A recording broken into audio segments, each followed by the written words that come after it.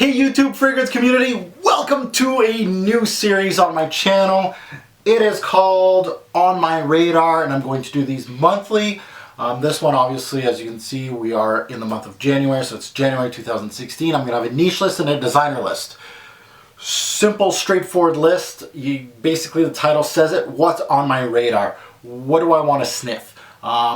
This kind of list keeps expanding. If you're a fragrance head, you probably have a list of 1,000 fragrances you want to test or smell. But this is my fragrances du jour. If today somebody came up to me and said, okay Mark, you can sniff out 10 designer fragrances, what are you interested in? And you can sniff them right now. What would you want to sniff? This is my list right now. It's in no particular order. In a way, I didn't make an order out of it. You guys can comment below, let me know if you wanted an order, things like that. But this is some that I'm really interested in. So let me know, obviously, in the comments below also if this idea, new ideas, I need to know your feedback. I'll kind of know as far as the views go, the like button, dislike button, and the comments, the feedback. If there's 0 comments on a video, I know maybe it's not a good idea. So let's get into it. My 10 fragrances on my radar for designer. At number 10, I'm going to show you guys the bottle too. I'm very visual, so I'll show you guys the bottle while I'm speaking about the fragrance in the video, so you'll see a cut scene on every fragrance. So let's get into it. At number 10, from the house of Lolita Lempicka, it is Eau Masculin Eau de Minuit. This fragrance, an oldie, but I think it's going to be a goodie. Released back in 2012, so it's not a brand new release to us. But it was a limited release back in 2012, so it had a short period of time on the market and only at selected outlets across the world.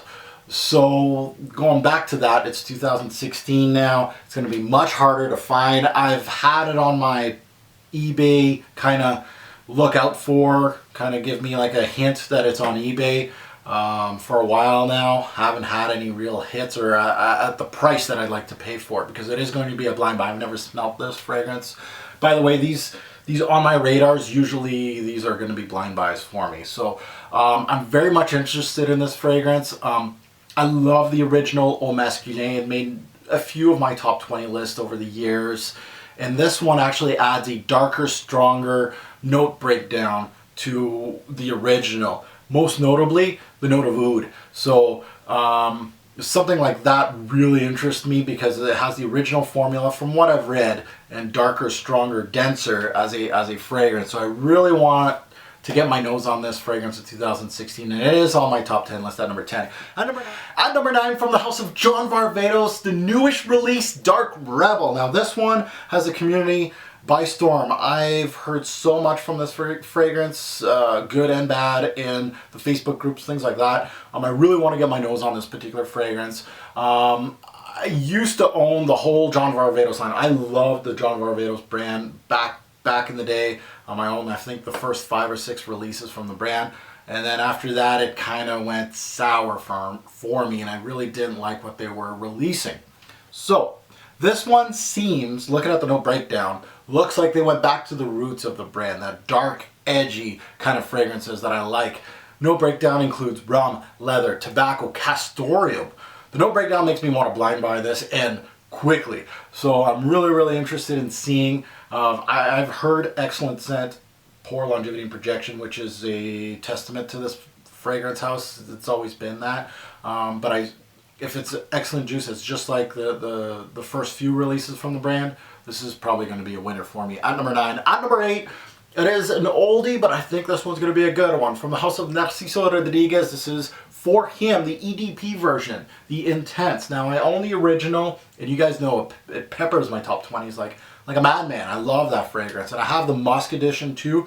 This one was released after the Musk edition, and I really want to get my nose on it. It was released, I believe, in 2012. And as much as I love the original, I gotta go in the EDP Intense version, and I really want to explore more from this brand. They've released quite a few, actually. I think another one, For Him. I believe it's Bleu Edition or something like that. So this one is on my radar at number 8. Now at number 7, we have the house of Ralph Lauren, and this one called Supreme Oud. Now Ralph Lauren has released these 2 Supremes, oud and leather, which really piqued my interest. Ralph Lauren hasn't really honestly haven't really released anything to make me jump up and try something from them in the past like 30 years. It's been a while. I had anything really that got me excited. My honest opinion, obviously. This Supreme brand looks very interesting. Obviously, oud. I'm a huge oud guy. And leather, I'm a huge leather guy. So at number 7, Supreme Oud is one that I can't ignore. I want to see what they're going to do. I don't have my expectations super high for an oud-based fragrance from the house. So, you know, if it's half decent for a designer fragrance, I'll be happy with. Now, number 6, we're gonna stick with Ralph Lauren, and this one obviously is the other one, the Supreme Leather. Same with the oud. Leather is one of my favorite notes of all time, and so this actually makes sense as being one of the fragrances I do want to test. I'll give good old Ralphie boy another chance here with these two and see what we have. I'm really interested just to see what these two Supremes do. I might just sample these two just to see, because the pricing's pretty expensive on these. I went online, I think it was around $100 for both, and I'm like, I'm not spending that much on these Ralphies.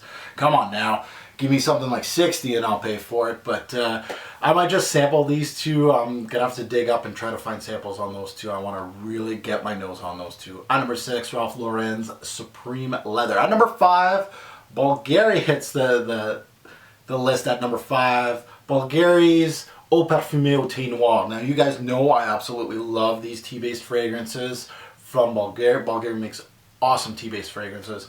I own several tea-based fragrances from the brand. Eau Parfumée, the lineup, I got the red, I got the white, I got the green. I got them all. Well, not all of them, but I got most of them.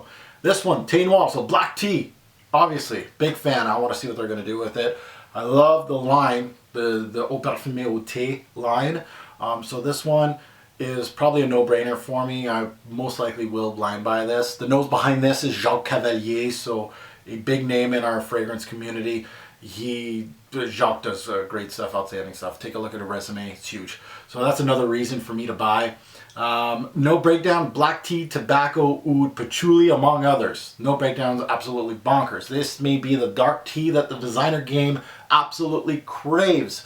I want to see if we can get a tea-based fragrance that will last in the fall and winter. We'll see. Something going against Tea for Two. We'll see what this one does. At number 5. At number 4, this one's a doozy. This has blind buy all over it. Number 4 from the House of Lalique. You guys already know. Encre Noire à l'extrême. Extreme version of Encre Noire. Sold. The name explains itself. Let's move forward. At number 3, this is from Guerlain. This is Habit Rouge Dress Code. This one has gotten a lot of praise. Not on YouTube. YouTube, silent. Shh. Nobody's talking about it. But Base Notes Fragranticas go nuts about this fragrance, and I gotta get my nose on it. So Habit Rouge Dress Code. I hear, again, I do my research. I look around. I want to see what gets people excited, and this one does. So I'm going after it. At number 3, Habit Rouge Dress Code. At number 2, it is from the House of Dolce & Gabbana. This is the one Royal Night. This one's going to be hard to find, guys, but I am a bloodhound when trying to find something that is rare and hard to find. I will get it. So I'm going to get my nose on this one, the one Royal Night. If you like the one, the original, and you know, you got the new perfume version, I'm kind of getting myself situated with it. Sorry, I'm blending over here just because my bottle's over there. The new one, but I want to get Royal Night too. At number 2. And number 1, there's no other than Davidoff Agar Blend. I already just posted a video about it. Leather Blend was a solid fragrance for me. It's going to get a 9 or a 10 when I review it finally. But Agar Blend, if it's just like the Leather Blend as far as quality goes, we have a winner. This will also be blind buy worthy for me, so it is on my radar, very much so. Agar Blend, Royal Night, Encre Noire à l'extrême, the 2 Ralphies, Bulgari Thé Noir. We got a bunch of great fragrances here that I think will be all winners and should be on my top 20 lists. So that's what I'm going after. Top 20 type fragrances. So we'll see how many of these do I get in the year 2016. Keep it tuned in. Let me know in the comments below what you think about the list. How many of these are you interested in? How many of these have you sniffed? Good, bad? Let me know. And this video idea, you gotta let me know also. Good, bad, and all that good stuff. So thanks for watching, guys. Have a good one.